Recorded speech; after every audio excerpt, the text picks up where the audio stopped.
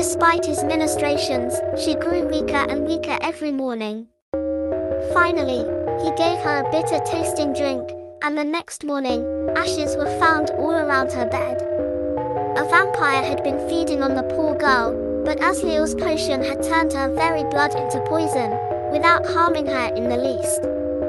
If only this formula had not been lost in the mists of history. This would have been enough to make him a minor but significant figure in the annals of early Somerset, but at that point in history, a barbarian tribe called the Lochvar had found their way down the Diren River, and recognized Tyrrell as a rich target for raids.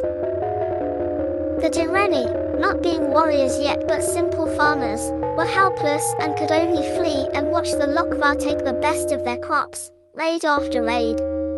Asriel, however, had been experimenting with the vampire dust, and brought his cousins to him with a plan. The next time the Lochvar was sighted on the Diren, the word went out and all the most able-bodied came to Asriel's laboratory.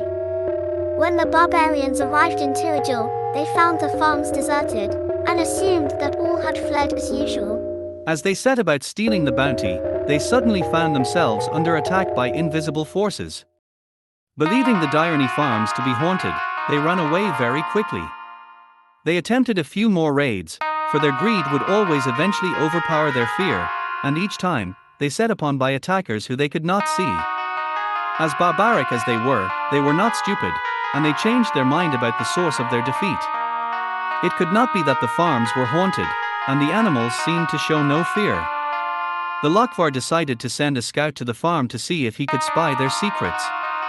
The scout sent word back to the Lochvar that the Direnni farms were populated with flesh and blood, entirely visible Altma.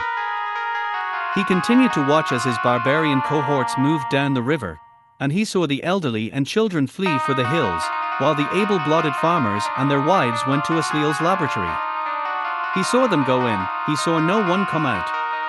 As usual, the Lochvar were repelled by invisible forces, but their scout soon told them what he saw happening in the laboratory.